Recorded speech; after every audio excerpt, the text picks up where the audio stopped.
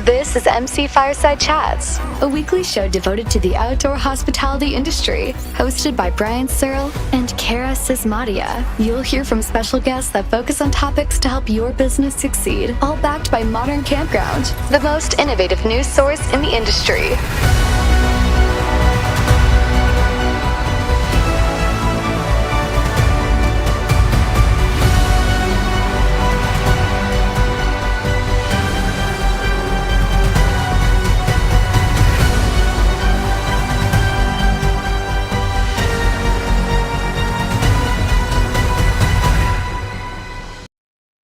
Welcome, everybody, to another episode of MC Fireside Chats. My name is Brian Searl with Insider Perks. We are missing a ton of people today. There's apparently this huge secret RV industry event that I didn't get invited to. Kurt didn't get invited to.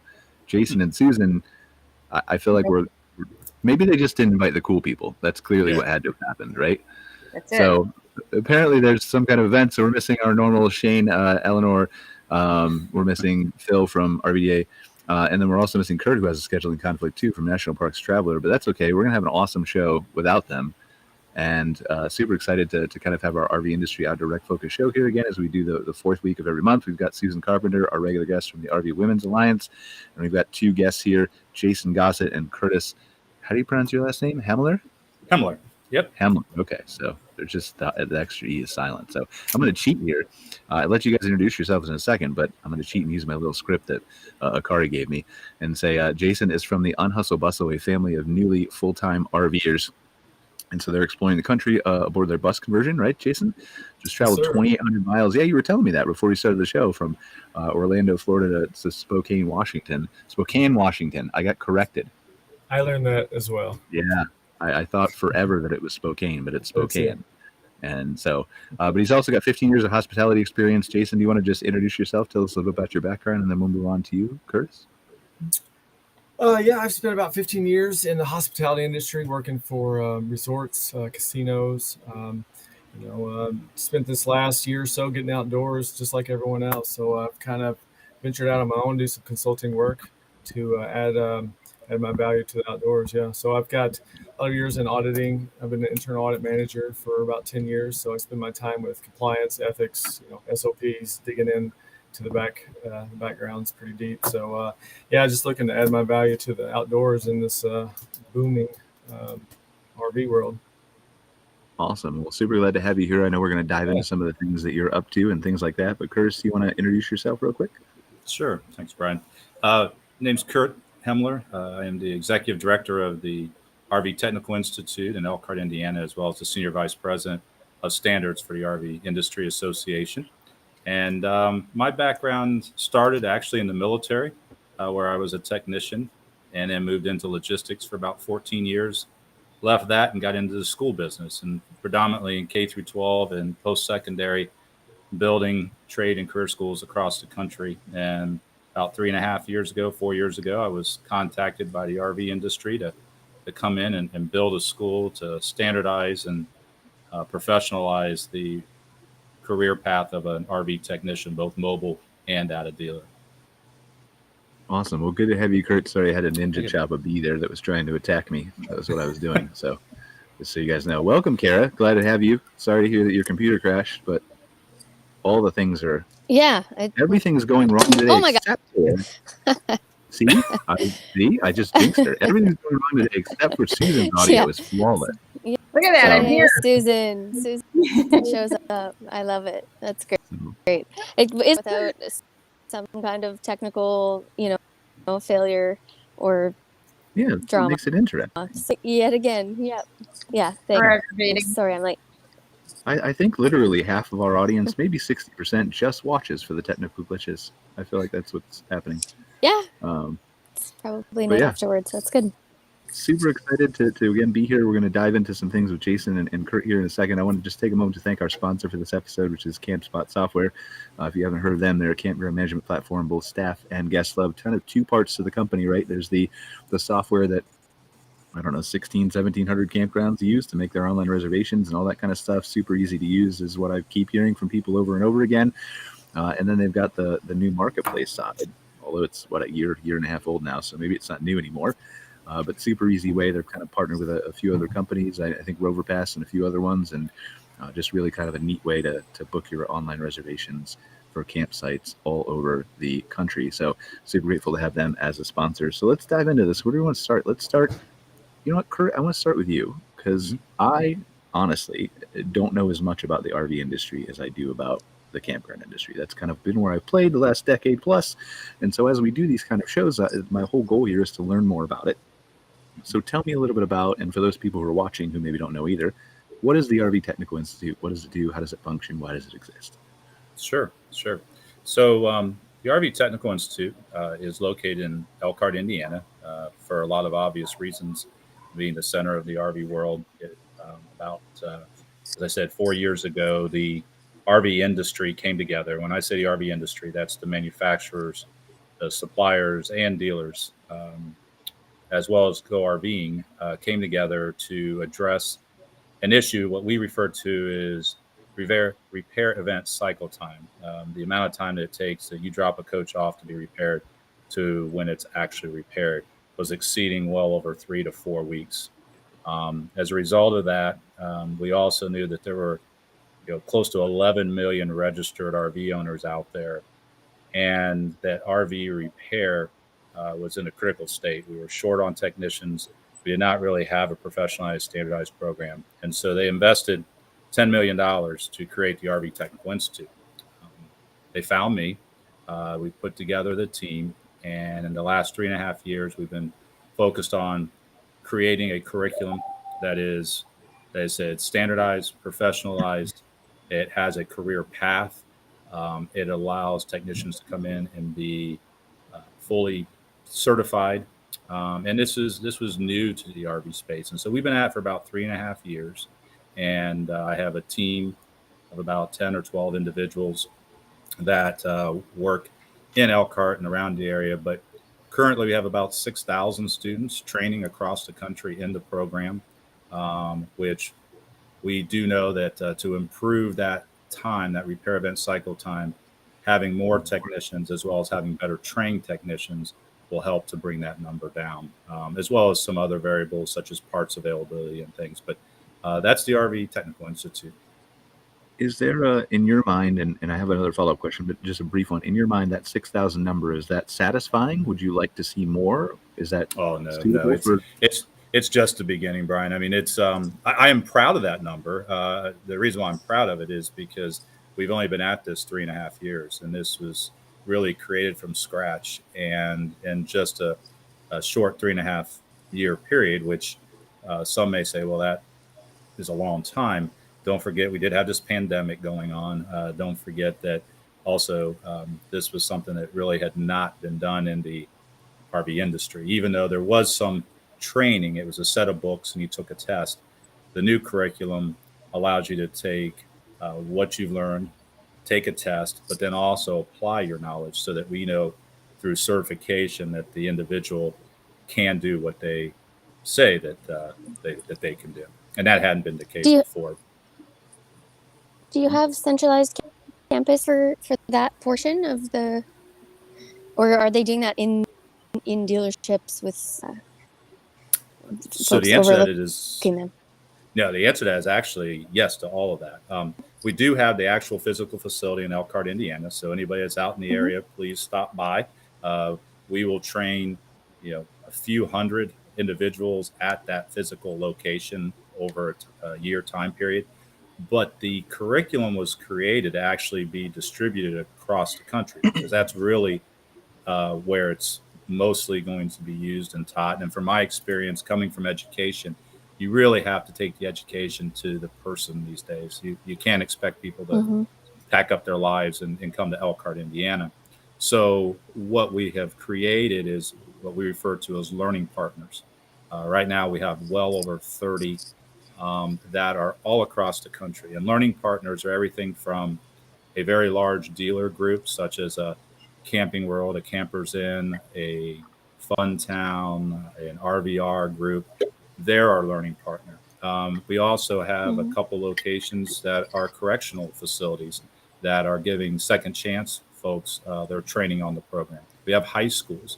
We have community colleges. So the program was developed to be able to be distributed across the country to maximize the amount of participation by, individuals and students. So that's how we're, of the 6,000 number, just a small percentage that actually will go through an LCART. The rest of it's happening all across the country.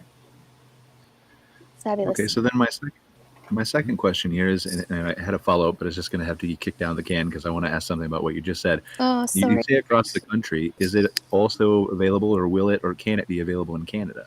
Yes, it sure can. Do you know if that's in process, Cara, or is there people? Cara's on the board of RVDA Alberta, so that's how I was kind of looping her in. I kind of shortage of techs up here, and campuses in the program on location, and so there's some each of the provinces kind of has different expectations for certification and things, so different areas of the country, and you have different levels of need. We have instances where there are all of the eastern provinces are, they have to kind of send their guys out west to get the training in, and thing to make that expectation. A lot of them have, young families or things like that. Makes that a really difficult thing to undertake, and so it's creating this. We have a serious shortage of trained techs in the causing kind of a big bottleneck issue up here too. So I imagine working closely with folks like Eleanore, Hamm and whatnot, specific their programs. I'd be excited to hear about it too, for sure. Yeah. So 3 weeks ago, we just, along with RVTI and Kurt and Tracy over there, we did an all-female class, and we graduated 22 women, came from all different segments from all across the country.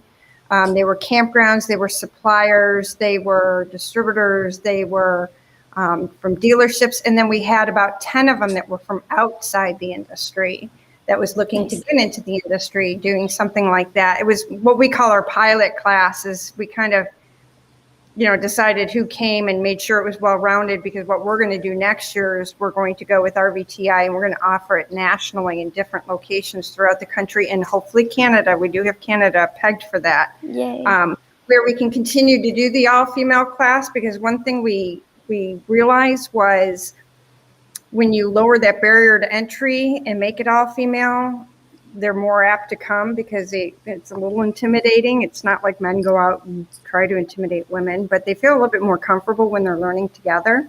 Mm-hmm. So we were really excited about that, because the camaraderie and the excitement and everything that went along with it it far exceeded our expectations. I know, Kurt, you enjoyed it as well. Mm-hmm. Yep.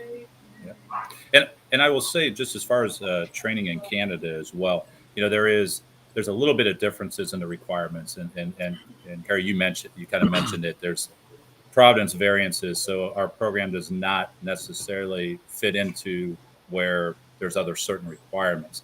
I will say, though, and it's been going on for years, that the RVI, why you would want to attend the RV Technical Institute or one of our learning partners teaching this curriculum is because it's directly created by the industry, meaning that the people that put them together, the people that had the pieces, parts to them, are who went into creating the curriculum, which was built off of the standards that are built off of the safety to assure that the vehicles are safe out there. So it's important that you whether you're entering a school to become a technician or doing it for your own knowledge of running your own rig, that you want to do it through the RV Technical Institute or one of its affiliates, because of the fact that it was built by the industry. And it's the only program out there that was built by the industry for the industry. Mm-hmm. And I think, Kurt, spinning off of that, there's a misconception that going into those classes is you're going to come out and be an RV tech, and that's the career choice. I think through what we realize, I'm sure you realize too, is we've got people that worked in the OEMs did the course, and they did it because, and same with dealerships, not working in the tech side. Their service writers, warranty, and we actually had one that was just an operations manager, is they wanted to understand their customers better. And by understanding the RV better, they were able to service the customer better as well. Same with campgrounds. If they have an issue, now they can kind of talk the language a little bit and have a better, deeper understanding of what ticks in an RV. Good point. Okay, so I have, and Jason, I want to get to you in a second, I promise. I just want to finish and wrap up this whole storyline we want to get to, right? So for those of you who are watching it, and admittedly, most of our audience is campground owners, suppliers. Like, I think we're growing in the RV industry, but I don't think we're at the point where we have, a 50% split or something, or a majority of people who would watch the RV industry show, although that's probably my eventual goal. So for those people who own campgrounds, and obviously some of them are very aware of the RV industry and what techs do, but for those of them who aren't, let me just ask the dumb question on purpose. What is a tech? Why are they important? What do they do? Why should everybody care about this? Sure. No, that's not a dumb question at all, Brian. Especially if you are with your family and you're out in the middle of somewhere, and you're trying to have a good time, you're trying to have some family time, and something breaks. A technician becomes very important, and a certified one is even more critical because, unfortunately, in the RV space for many years, certification is not a requirement a lot of times, and so it has followed kind of what I would call the housing industry, in that if Uncle Tom is a great renter, you call Uncle Tom. It's not certified, and it doesn't mean he's not good, but we're trying to professionalize this. And so what a technician is that person. If you think about your house that you live in, not the house that you live in that's on wheels, but the house that you live on that has a foundation, all the systems in that house, electrical, plumbing, heating, cooling, that's what a technician is going to learn. They're going to learn how those systems work. There's actually 7 key systems. We do not teach the engine part because predominantly that's left for the manufacturer, or also because only about 10% of all the RVs out there are motorized. 90% are towed. So that technician is going to understand all those systems. They're going to be able to come in and troubleshoot and diagnose. And if they've been certified, obviously it's been validated. They know how to get you back up and running. Something that Susan said, and I would definitely emphasize because I'm a technician trained as well in the Air Force.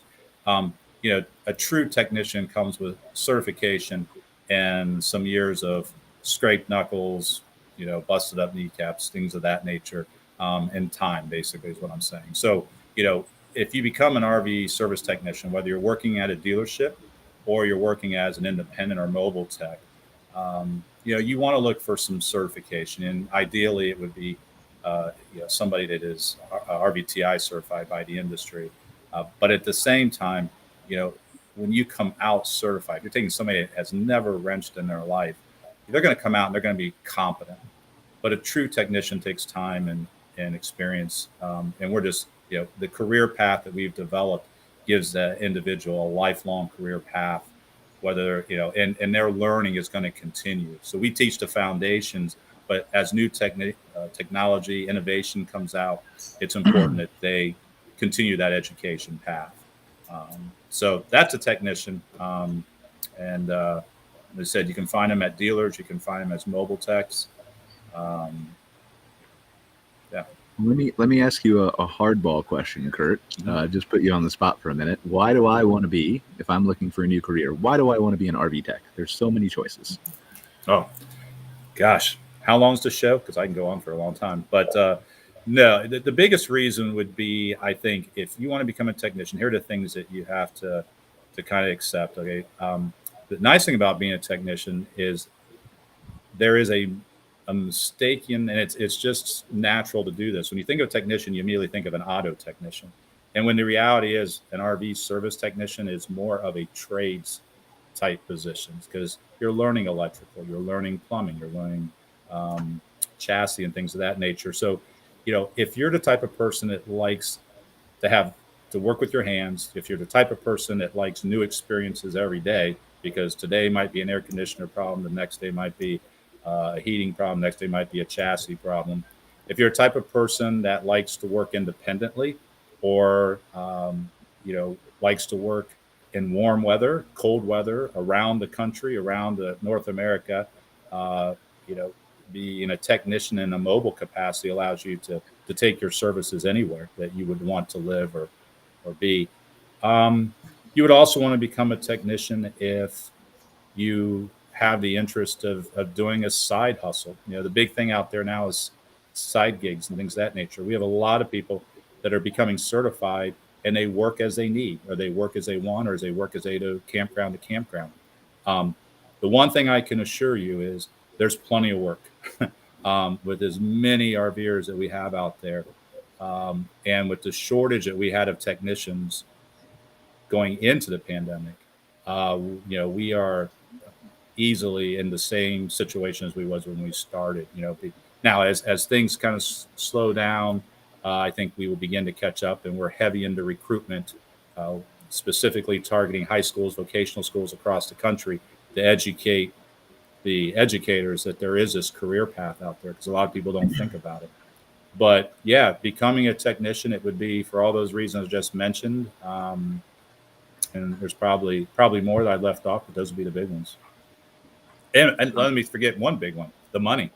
That you can make a lot of money. It's always nice, right? I left the important one out. Yeah, we have job offers pending right now for $80,000, $70,000, $90,000, in different places across the country for somebody that's a technician. Where's that's the just 90? Getting started. I want to know where the 90 is. I don't care. You don't have to look far. You just have to kind of, geographically, states of Texas, Florida, your big RV states typically pay more because there's more RVers and there's more of a shortage situation. So supply and demand, but it doesn't mean even if you live in Michigan, for example, $80,000 to $90,000 jobs as a technician is pretty easy to come by. I have so many questions I'd like to explore, and we'll hopefully do that a little bit later in the show. But I want to bring in Jason, because he's sitting there so patiently and so nice. And Jason, are you a certified bus technician? Can you repair? I am not, but piggyback on that, and it's like from a consumer standpoint, these RV techs, should feel and appreciated, because travel full time, run into people on the side of the road, or whether if it's an RV shop and they talk about difficulties, or we're members of a lot of social online groups, full-time families that, my wife is on the phone constantly just talking with other families and just, talking about their experience. Up, like you said, sitting on the side of the road is no fun at all. So yeah, it's we've, an RV tech, a good diesel mechanic, those are great people to have in your network for sure. So Jason, how do you decide to just pack up, convert a bus, and go on the road? That's a good question. Yeah, sell our house, and my wife and I quit our jobs. Like I said, I was a auditor for Resort Casino. My wife was a full-time elementary education, and we had planned something. We knew something was coming, and then COVID hit, and it kind of really just catapulted our plans. So pretty adventurous, and we were sitting at home watching everyone else online do crazy stuff, right? See the world and see these beautiful places and meet these beautiful people. So we definitely wanted to, throw our hats in the ring. So we're kind of a unique experience. We had children young. Our boys, we have twin boys that graduated high school and they went off to college. We also have a daughter that graduated preschool and it was heading into kindergarten. We knew what K through 12 looked like. We sent the boys through it. So we said something a little bit different and get out and see what difference can do. So it's been interesting. It's been a great experience, and we've only been at it for about 6 months or so now. So it's different. There's definitely a learning. How do you decide, like when you're planning this, right? How did you, for your family, decide that you wanted to? I don't want to buy an RV standard, right? I want to convert a bus. How do you go that direction? My wife, she's pretty awesome and adventurous. she has a background in interior design. So like being able to design the bus layout was very important to her. We've got twin girls, we've got our bunk beds, it's a beautiful rig that she designed. We put something out online and we were contacted by a bus conversion company, and they were like, hey, we can help you. How serious are you? So we jumped right in and haven't looked back yet. Awesome. So was the long trip we're talking about taking, was that your first trip? Did you work up to that? How long did you plan that? No, we worked up to that. So we kind of, my family lives in Florida, so we took a little bit from Orlando, Florida, and Spokane, and that's where we picked up the bus. So we kind of stopped along the ways, kind of spotted out some areas, did some research about where we'd like to hit up on the back. So we picked up the bus and we spent 2 or 3 weeks in Spokane Valley. We spent a month in Idaho, Bozeman, Montana, which was just fabulous. That was a great campsite. I'm in San Diego, South. It's just slowly worked our way back. About 6 weeks working our way back to pick up our dog. Awesome. So what stands out for you on this huge trip right across the country? Give me 3 things that you really were like, wow, I didn't expect to see that. 3 things. Yeah. I mean, it can be 3, 5, campers. Yes, the highways packed with RVs, right? People, they're moving. So it's awesome to see. It is really awesome to see just people moving and sites and just the community that's been built. So we talked to a lot of people on the campgrounds, we talked to people on social media. Beautiful to see, like everybody has kind of the common ground, right? They just want to just go around, see the country, and talk to interested, just amazing people out there to be able to talk to, sure. So we talked to someone. I'm interested to hear about something. Oh, sorry. I think I have a delay. No, you're good. I was going to ask you about something we've kind of been talking about on the show for a while that's rated with me about continually bringing up. But as an RVer, what's your feelings about gas prices, and how does that impact your planning and your trips? Being that, I mean, here they've come down a bit, but with them being higher, and if so, what is it? Right. Yeah, like I said, we see a lot of beautiful smiling faces on the road, and in camp, we don't really see that. Everybody's just kind of frowning and just talking about it. We get a lot of people come up to me and say, "How much to fill that up?" That's all. That's what everyone says. And how long does it take to fill that? How much does it cost to fill that bus up? But yeah, it's kind of depressing at the moment, but we've pivoted a lot of changes, and you have to adapt to it. So like we try to be really positive, and just to be totally transparent. We gave up alcohol, so like we kind of gave up alcohol. So like we don't see the effects of gas prices, right? We flirted with being vegetarian quickly. More flexitarians. We're not full vegetarians. 80%. Just being able to make changes in your lifestyle and pivot, right? Mm-hmm. You can kind of balance, for sure. So we kind of just. So does it impact a visit? What's that? Sorry, I said, does it like when you're planning and setting out a route, does it impact or how long you stay in a specific park as opposed to maybe hitting the road for longer periods of time or more often on a bigger trip? No, not really.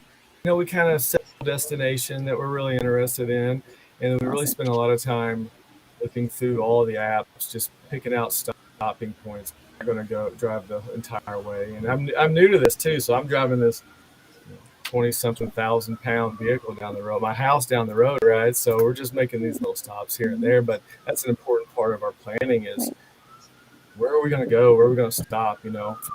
We've stayed everywhere from campground, Cracker Barrels to, Bozeman Hot Springs, which I throw Bozeman out there because it's beautiful because they got 12 natural hot, temperatures ranging 56 to 106 degrees. Like that was refreshing, right? Beats a Cracker Barrel any day. But like when Pop played outside of the Devil's Tower, at a little, we've stayed everywhere. So it's gas prices don't really affect it. We're just trying to enjoy this. We made this decision and we're jumping full, all in and trying to stay as positive as possible. So, yeah. I've got a question. Well, that's great news. Thank you. I'm glad to I hear. have a question. We encourage it. So. The family side, yeah. So this always intrigues me. So you've got twin girls about, would you say kindergarten right now? So I've you're got home. a 8th grader and we homeschool our 8th grader and our. Yeah. Okay, so being that you're traveling along with homeschooling and they get to see the places maybe they're even learning about, I mean, kind of explain that experience and what do you think they're getting out of that? Because I find that really fascinating. And how difficult is it? I'd say what, Brian asked, like, what led to this decision? And there's like so many factors.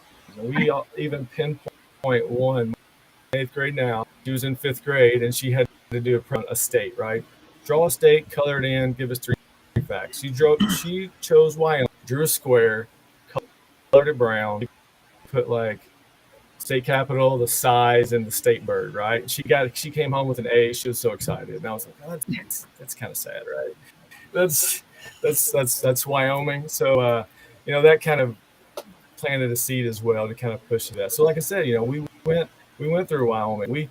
We parked at a campground, went and walked up the Devil's Tower, and it's just fascinating. We've got their social studies books, and they just learn. If we're heading somewhere, they know where we're headed, and so they're doing their research and learning what the history of the state and what they're doing, and most about just interacting with people that we cross paths with. We saw a father at the base of Devil's Tower, and his 16-year-old son's climbing it. Right, he paid $750 to climb Devil's Tower. And he was paying. He gave us the whole story. He was raising money for charity, but he had to pay $50 because he got off of it. And it's just like, what, they're never going to forget that, right? Like the brown square, the class, right? They won't, but they're going to. Oh, I love Wyoming. Devil's Tower experience and all we saw. So it's just fascinating to see. Like, we've got family spread.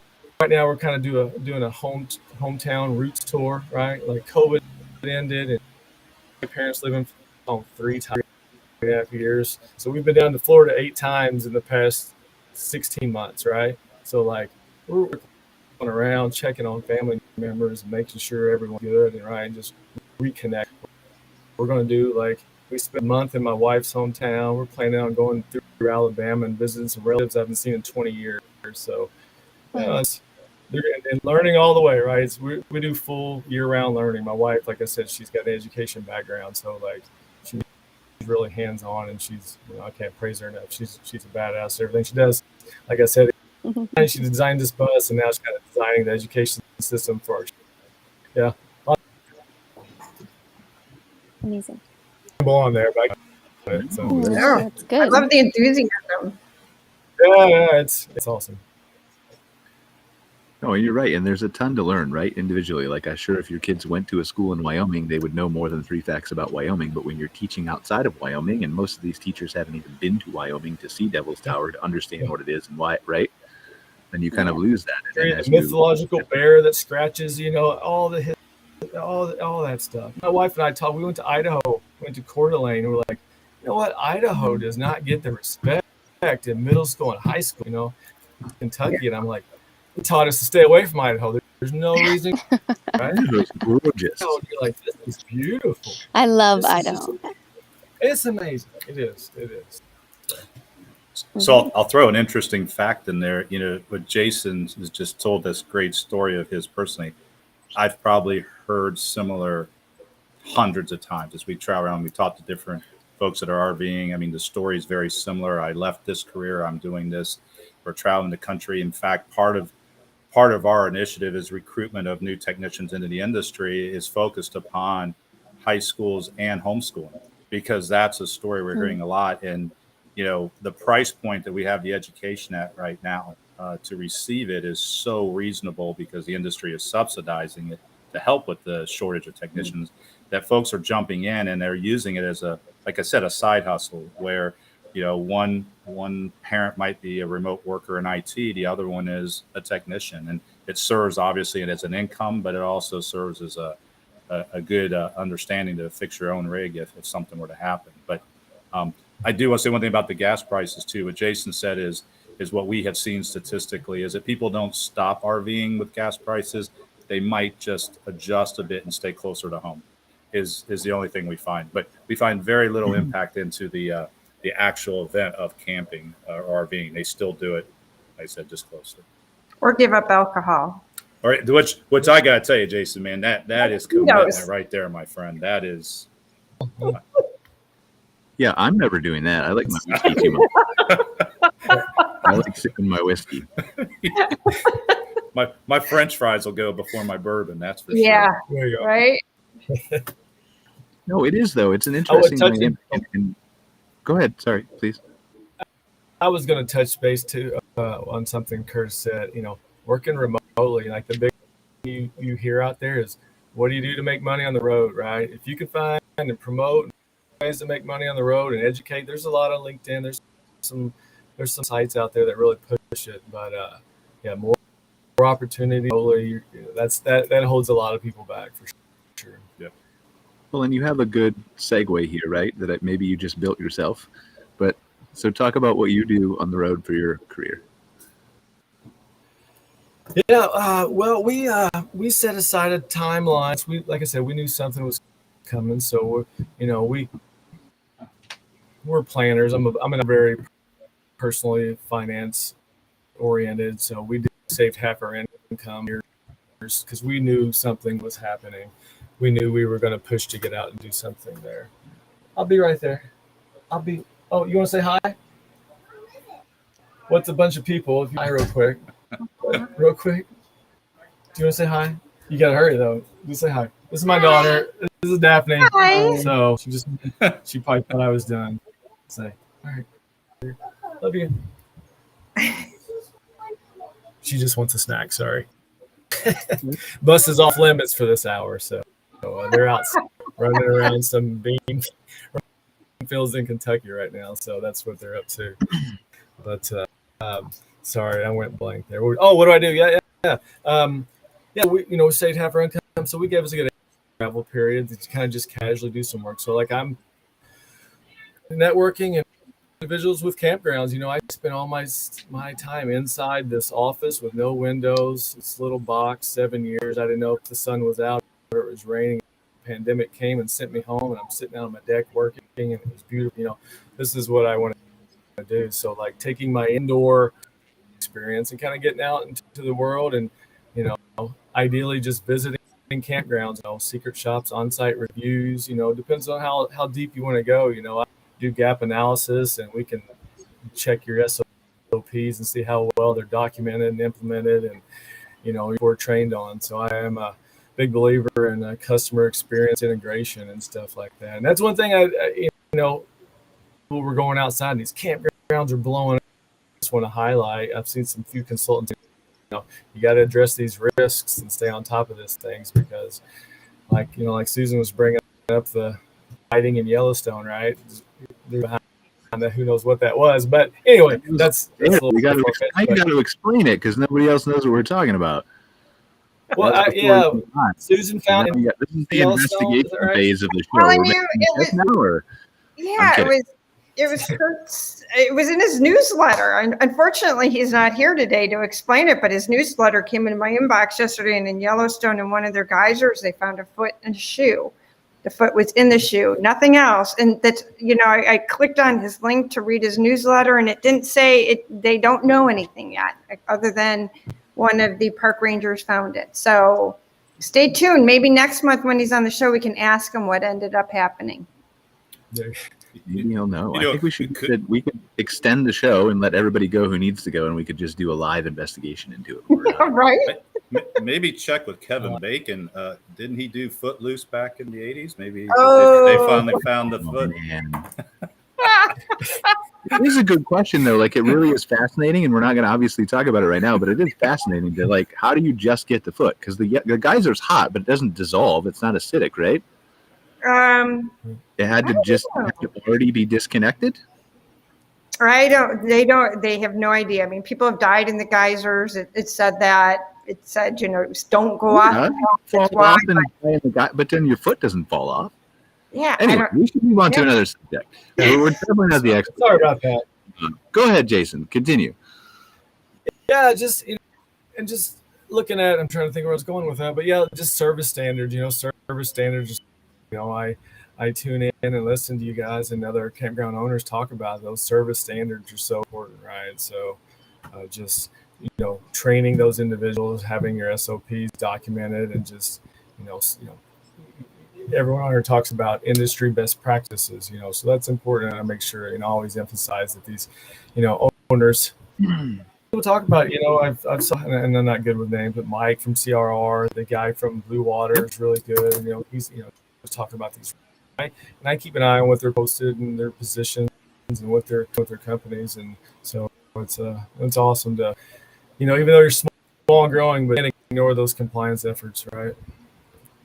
Yeah, and you're right. It all comes down to that kind of best practice industry standards type stuff, and it needs to exist. I mean, it probably starts at a higher level than don't let a camper lose their foot at your park. I imagine that's probably a common sense given thing. But so let's pivot here and talk about the interplay for a minute. And it was a question that I wanted to ask Cara, but she just kind of jumped off here for a second. I think maybe she'll be back. But the interplay, and Kurt, maybe you have a good idea for this too, just between dealers and manufacturers and suppliers and associations, and then the question folded in there is campgrounds too. How do we all work together on both the tech side and the travel side and the experience side to make all of this better from an RV perspective? Sure. RV owner perspective, maybe. No, you asked the same question. As a person who did not grow up in the industry, only being in the last 2.5 years, that was the same question I was asking, when I first started. How do we bring this all together? Because at the end of the day, it's about having that RV or that consumer have the best experience. The last thing they want to be focused on is a campsite, worried about their camper working, their RV working, and so forth. So I will tell you that as the RV Industry Association and my president, Craig Kirby, who has spearheaded with campgrounds, we started a little over a year ago, just getting with campground leadership, the different associations that represent the campgrounds from the state level, from the national level, and trying to help solve, or make that experience better for the consumer. I will tell you this. I mean, we're a long way from where it needs to be, but there is definitely an organized effort through different meetings, as associations coming together to try to help solve some of the issues. I will tell you personally, and Jason kind of alluded to it about, I find it, I think, whether a campground uses it as a revenue generator or they use it as a value add to their RVers, having a certified technician on staff or having somebody at that campground that has done good business for them, represented their campground well, is worth a lot of money. And so I've actually been over the last year talking at different conventions, state associations for campgrounds, making them aware of this resource that's out there. And like I said, it's literally $300 for someone to get certified right now, which is just an unbelievable price. The only part that's hard is you actually have to do the work, but you can do it online, you can do it in person, or a hybrid model. So yeah, I think we're hard at it. We're going to continue to be hard at it. I know my president is committed to the unification of the industry as a whole. And I know I've been a part personally of many meetings that had all those pieces together. And I will share also my board personally, my RVTI board, we're set up as a nonprofit, is made up of suppliers, dealers, and manufacturers. So they all have a voice. And I'm actually asking to add campgrounds to that going forward because they haven't been a part, but I think they're an instrumental part. Because we can build an RV, that's great, but where do they take it? And we need to make sure that everybody's on the same page. Yeah, and historically, I've been in this industry for 35 years now as a supplier. Started off in the aftermarket, obviously, and then now I do aftermarket OEM. But growing up into it too, it's gone from this very small.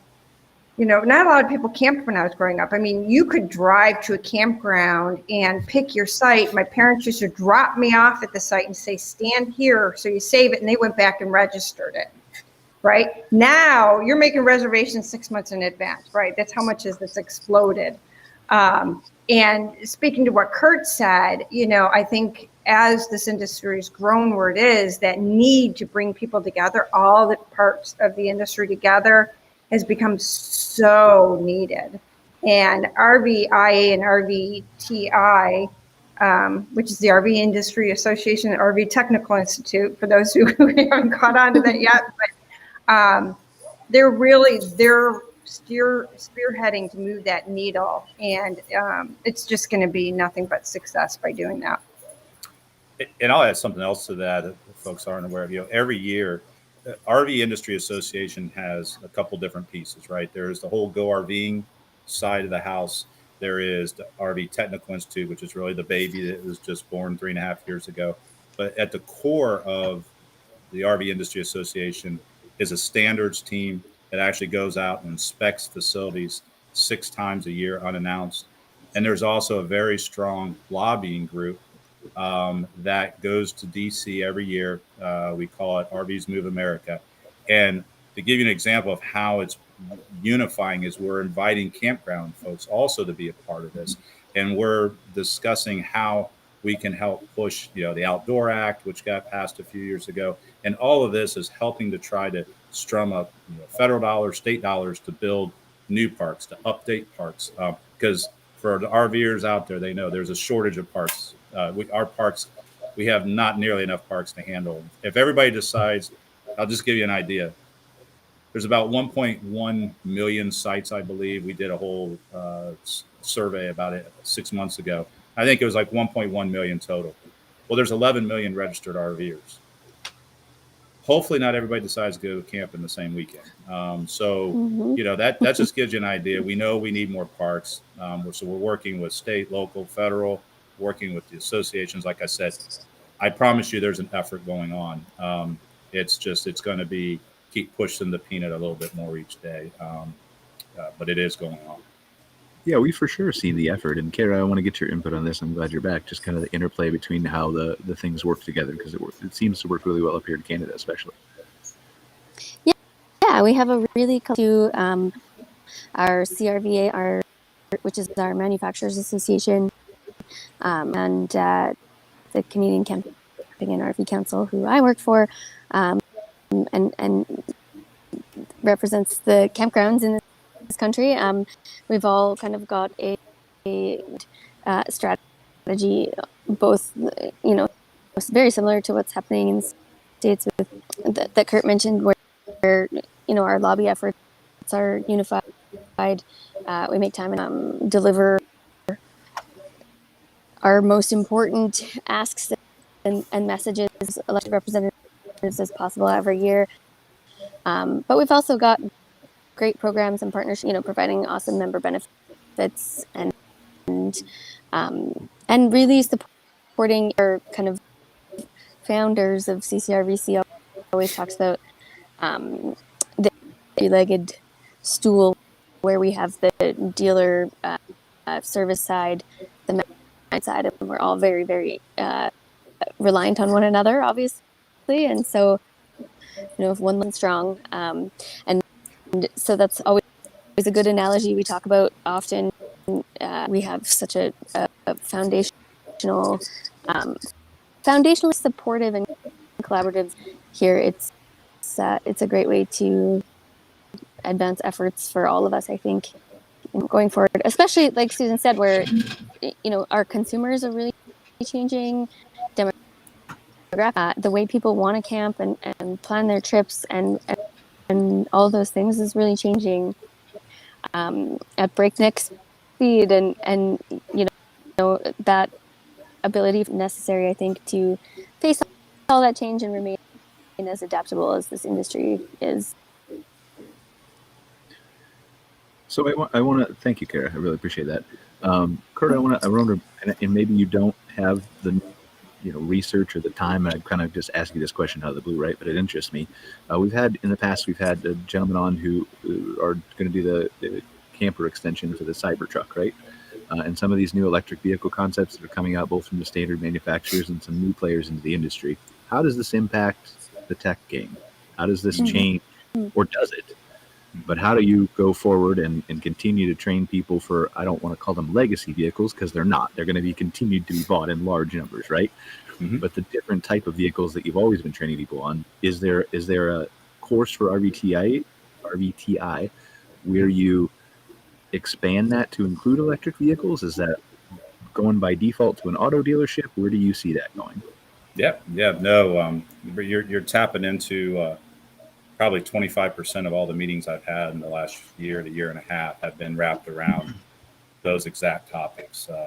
Electric vehicles, autonomous vehicles, what's the impact? Because remember, as I mentioned earlier, my other role is head of standards. And so the way we create the curriculum is based on what the manufacturers are looking to do. The manufacturers are our direct members, suppliers are direct members. And what the standards team will do is we will address as new things come to market. And they say, hey, we're looking to bring this in. First thing we're going to bounce against is safety to make sure everything is safe that they're going to produce. From there, that goes into curriculum. And then curriculum is rolled into, obviously, what the technicians will learn. The way the career path is set up is that there's level one. Level one is where you really learn all those major systems I told you about. It's about a 40-hour class, and it takes you through the 7 core areas. The second, or level 2 of the career path, is where you get into diagnostics and troubleshooting. It's a little more extensive. It's about 200 more hours of training, but collectively, about 200 hours to 225 hours of training, you get certified, and you are what we refer to as a functioning, competent technician.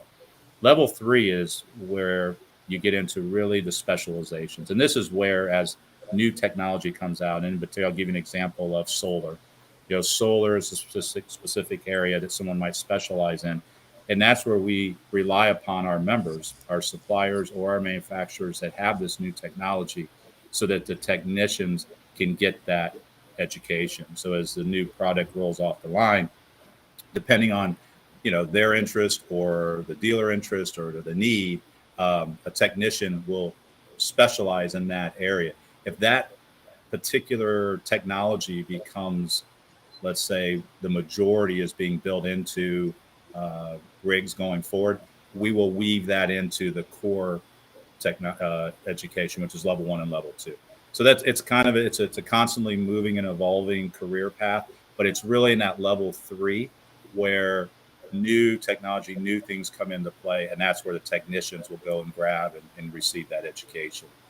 But it all starts with the standards and educating the manufacturers, what's going on in the industry, what are we hearing from our different state, from our regulatories, and then we make sure it's safe, and then we put it into the curriculum. Is there ever a scenario where you could see breaking that apart in the future to where somebody might not need to know all the things that exist in current RVs and maybe only could take a standalone electric vehicle course? Mm-hmm. Yeah, definitely. Yeah, the level 1 and level 2 will always be like the bare bones. I want to become a wrencher, as we call it. I want to be able to go in and be a competent technician. Level 3 will be dedicated, and I have no doubts, and we already see it. Some folks will move through level 1 and level 2 so take a brand new high school student that just graduated, or they might be actually taking the class while they're in high school. They become certified. They come out and they say, I really love this electric vehicle. I want to become a specialist in that.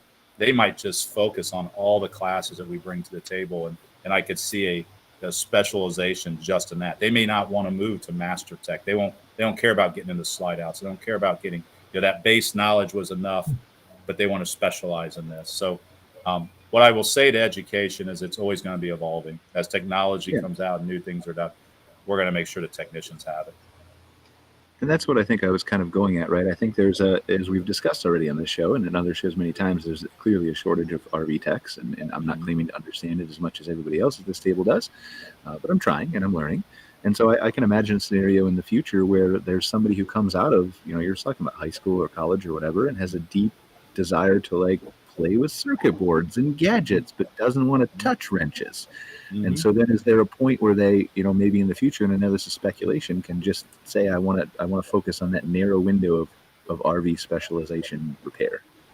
Yeah, I think there will be, bypassing the basics. I would always strongly discourage, because that has kind of been, I would say, where the industry has been over the years, right? They take somebody and they put them into a technician job, and they have them repairing a roof, for example. Well, this person just last week may have been, working in some different field totally, and they didn't get that core solid base knowledge, and that's problematic after a while, unless maybe they got it from home, or grandpa or grandma or somebody taught them how to wrench. So what we're trying to do is address the larger masses of folks that haven't grown up wrenching like me, or maybe someone of my age or older. It just has, we took industrial arts, we took home ec, we took all these classes out of the high schools many years ago. And so folks did not learn what we all learned. And so we had to build it back in. And that's why I'm saying the foundations will always be good. It'll always be there. Can somebody go directly into, let's say, like I said, solar or EV? Yeah, I'm sure they can. And we will always adjust the curriculum to what is first safe and second in demand. Thank you. I appreciate it. I did share your link here in the social media channels for RV Technical Institute, but do you want to just briefly tell people if you're interested in learning more, or you want to become obviously a tech, sure, how they do it, where they go? Yeah, sure. Yeah. So RVTI.org, like I said, we're a nonprofit. And I will tell you right now, it does not matter who you are. For $300, you can get involved, become a technician, become certified, or if you just choose to want to learn more.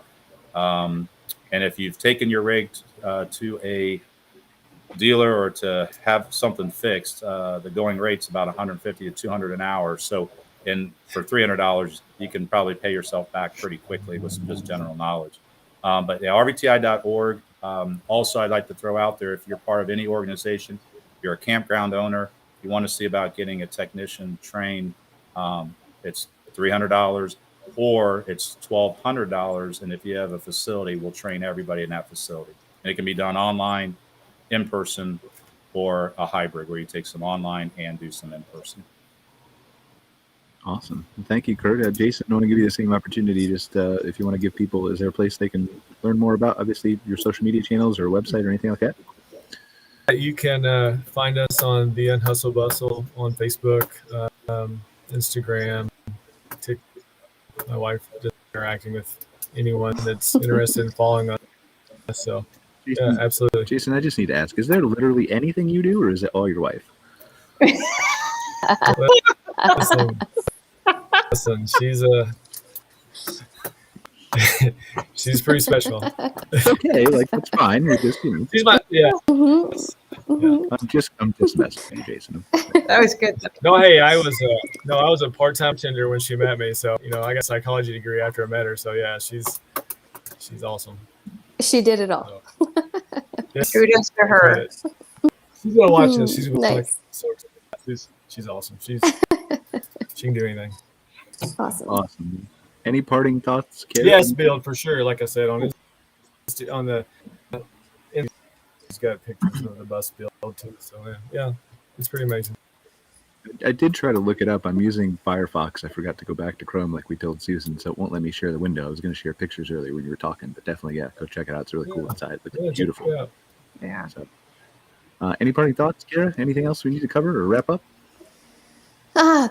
Gosh, I think we've majority of our guests. Well, some of our guests today missing because of an award today that's pretty exciting. I'm sure. I don't know if they've made an yet, so I'm not going to say. Oh, so you don't want to say anything, but yeah, but stay tuned. And anyways, some it's just the five of us here. We won't tell industry anybody. recognition. Right? Yeah. So, we miss those guys, but they're doing important stuff today. So next month.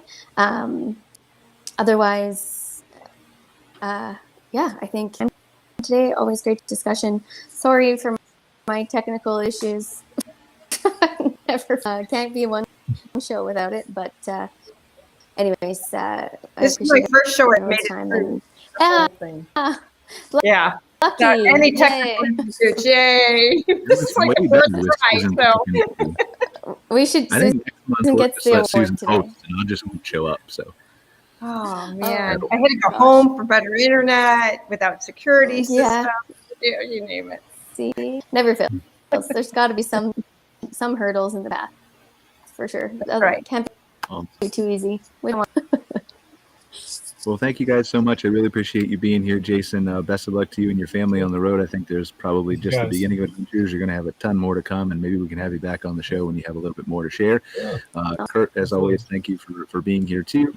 RVTI, really, RVTI. I don't know if I keep pronouncing that wrong or it's in my head. Right. Yep. I felt like I said A, but anyway, Kurt, so excited to have you here just to learn more about that tech issue, the industry, what you're doing to solve it, and all that kind of stuff. Really grateful for you sharing all that with us. Susan, as always, from the RV Women's Alliance. What's the RV Women's Alliance website again, so they can check that out? RVWA.org. RVWA.org.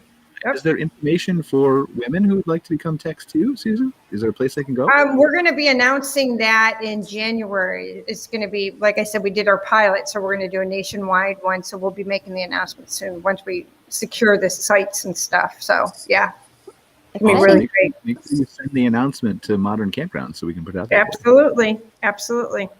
All right, and then thank you as always, Cara, for joining us. I really appreciate it. So we will be back next week with I think it's our open discussion show. Maybe it's a fifth week. I don't know how many days are in August. It's summer. It's the fifth week. It is the fifth week. It's going to be terribly boring. It'll probably just be me and Cara. We'll see. I'm sure Kari has some kind of test for us.